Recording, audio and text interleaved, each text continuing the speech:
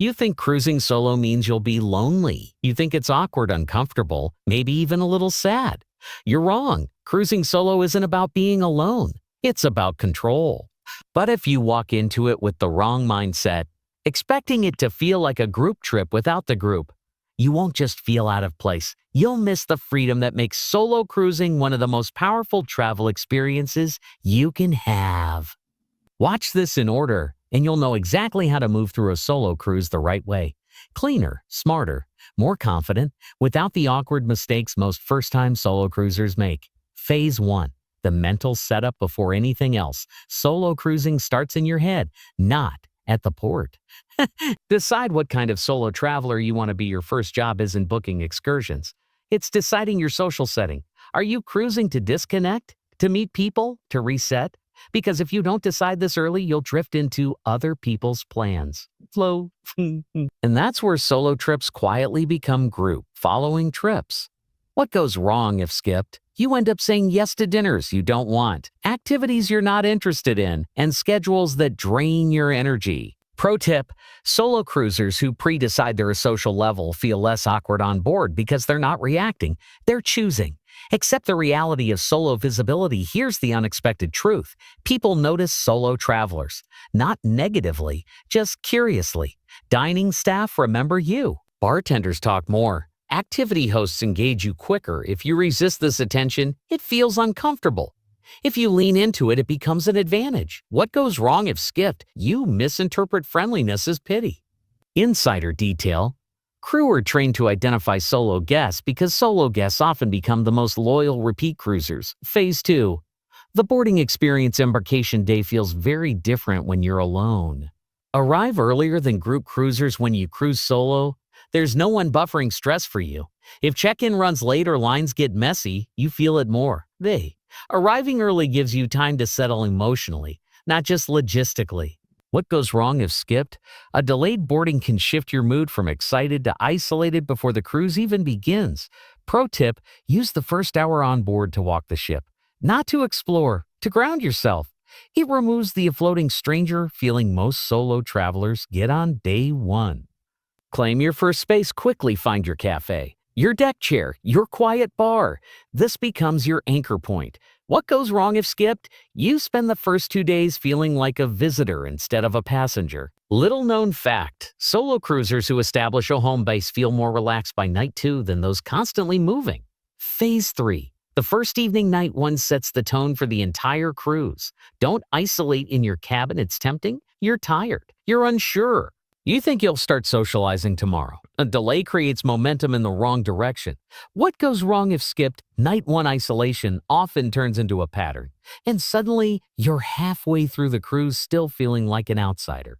Pro tip, go somewhere structured. A trivia event, a show, a welcome gathering. Unstructured mingling is harder solo. Structured environments remove pressure. Sit in shared seating at least once. This doesn't mean committing to group dining every night. It means giving chance a chance. What goes wrong if skipped? You limit spontaneous connection, the kind that makes solo cruising memorable. Unexpected reality. Many long-term cruise friendships start from 4 shared tables on night 1. Phase 4. Mastering solo freedom. This is where solo cruising starts feeling powerful. Build your own schedule. You don't wait. You don't negotiate. You move. Wake when you want. Eat when you want. Attend or skip without guilt. What goes wrong if skipped? You accidentally adopt other people's schedules and lose your autonomy. Insider detail. Solo cruisers who design daily rhythms report higher trip satisfaction than those who see what happens. Learn the art of the soft plan. Have options, not commitments. Maybe a spa visit, maybe a deck walk, maybe nothing. What goes wrong if skipped? Rigid planning removes spontaneity, the biggest benefit of solo travel. Pro tip, leave at least 1 block daily unscheduled. That's where the best moments happen. Phase 5. Navigating the awkward moments. Yes, there will be some. Understand solo dining attention servers check on solo diners more often, not because they think you're uncomfortable, because they think you might be. What goes wrong if skipped? You interpret attentiveness as awkwardness. Unexpected tip. A journal, a book, a mocktail. It signals confidence, not loneliness. Handle the why are you alone? Question you'll hear it, not rudely, just curiously. Answer lightly. What goes wrong if skipped over explaining creates discomfort? Simple responses keep things easy. Insider detail, confidence in your solo status reduces future questioning. Phase 6. The unexpected advantages. This is where solo cruising quietly wins. Faster access, you get last-minute show seats, open bar stools, spa openings. Groups struggle with flexibility. You don't. What goes wrong if skipped? You miss spontaneous upgrades by overplanning. Pro tip, check daily schedules mid-morning for cancellations. Better crew relationships, you become memorable. Names are learned, preferences remembered. What goes wrong if skipped? You miss personalized service that enhances the experience. Little known fact. Solo guests often receive quieter perks. Better table placement, early notifications, subtle upgrades. Phase 7. Social energy management. Solo cruising isn't about constant interaction. Choose connection, don't chase it, attend what interests you.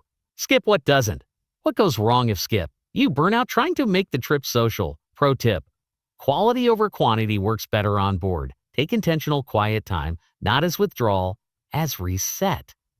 What goes wrong if skipped?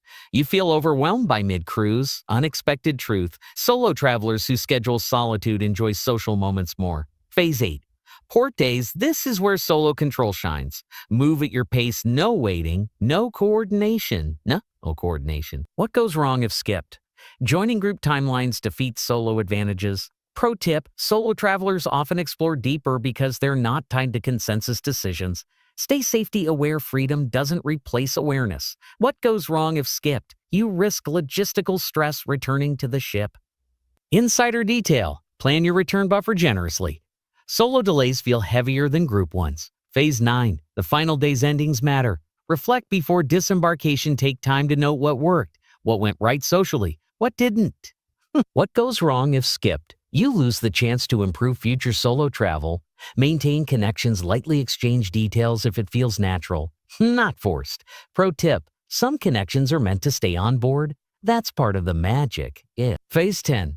Traps to avoid. Skipping night. One engagement, over planning every day, avoiding shared spaces entirely, misreading friendliness as sympathy, trying to turn the trip into a group experience. These traps quietly reduce the freedom solo cruising offers.